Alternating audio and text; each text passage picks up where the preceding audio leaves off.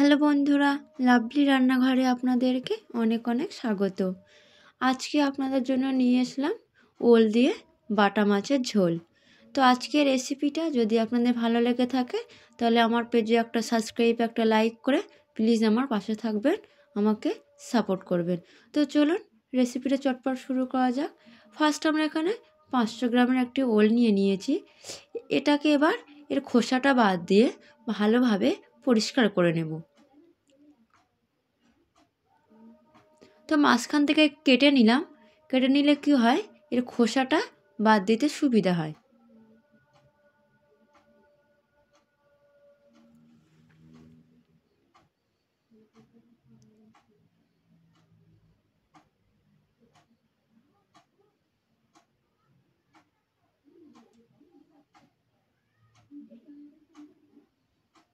ওলটা খুব সুন্দর ওল, মুচমুচে ওল, ওই জন্য এটা কাটতে গিয়ে মাঝখান থেকে ভেঙে যাচ্ছে। এরকম ওল তাড়াতাড়ি গলে যায়, খেতেও কিন্তু খুব সুন্দর হয়। তো এইভাবে আমরা পুরো ওলটা কেটে নেব। তো আমরা পুরো ওলটা এইভাবে কেটে নিলাম। এটা এবার আমরা ভালোভাবে ধুয়ে পরিষ্কার করে নেব। এরপর একটা কড়াইয়ের মধ্যে তেল নিয়ে নিলাম। তেলটা গরম হয়ে যাওয়ার পর এর মধ্যে আমরা দিয়ে দিলাম বাটা মাছ। যে মাছটা আমরা লবণ হলুদ মাখিয়ে 10 মিনিটের জন্য রেস্টে রেখেছিলাম। তো এটা আমরা এপিট ওপিট ভালোভাবে ভেজে নেব।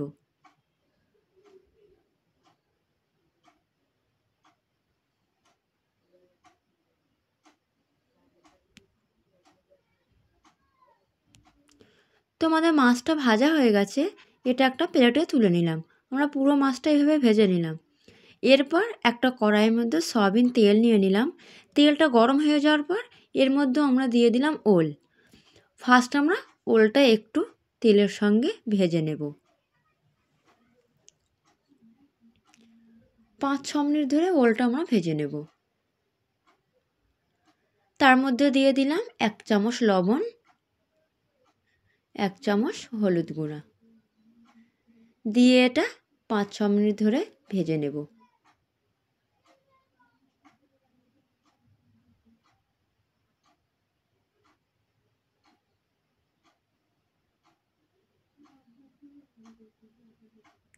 তো আমাদের ওলটা ভাজা হয়ে গেছে, এটা এবার আমরা একটা প্লেটে তুলে নেব। তারপর একটা কড়াইয়ের মধ্যে তেল নিয়ে নিলাম। তেলটা ভালোভাবে গরম হয়ে যাওয়ার পর এর মধ্যে আমরা দিয়ে দিলাম 3টে পেঁয়াজ কুচি, কাঁচা লঙ্কা। পেঁয়াজ লঙ্কাটা লাল করে নেব।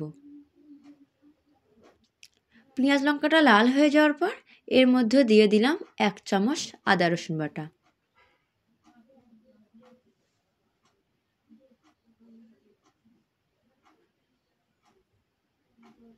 তারপর দিয়ে দিলাম 1 চামচ হলুদ গুঁড়া, 1 চামচ জিরে গুঁড়া,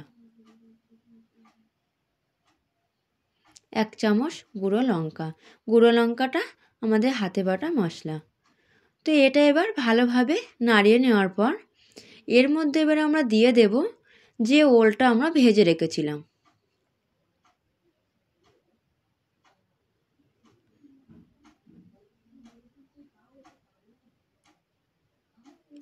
দিয়ে এটা ভালোভাবে কষিয়ে নেব।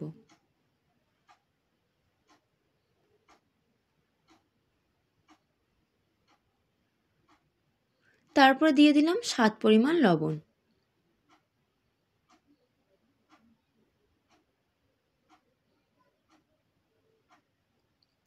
তারপর দিয়ে দিলাম এটা কষানোর জন্য 2 কাপ পরিমাণ জল। এরপর এটাকে আমরা ঢাকনা দিয়ে কষানোর জলটা মেরে নেব।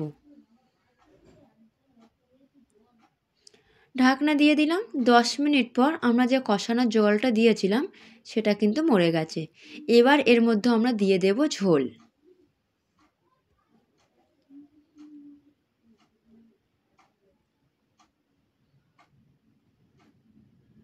তো আপনারা যে যেমন ঝোল খাবেন সে তেমন পরিমাণ জল দিতে পারেন।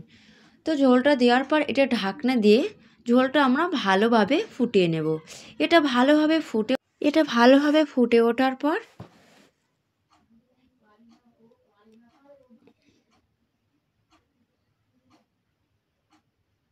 এরপর এর মধ্যে আমরা দিয়ে দেব যে বাটা মাছটা আমরা ভেজে রেখেছিলাম। তো মাছটা দেওয়ার পর এটা আমরা ঢাকনা দিয়ে আবার ফুটিয়ে নেব। ওই যে বললাম আপনারা যে যেমন ঝোল খাবেন সে তেমন পরিমাণ ঝোল রাখতে পারেন।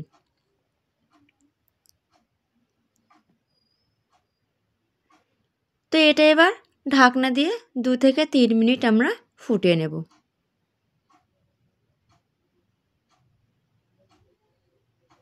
ঢাকনাটা দিয়ে দিলাম।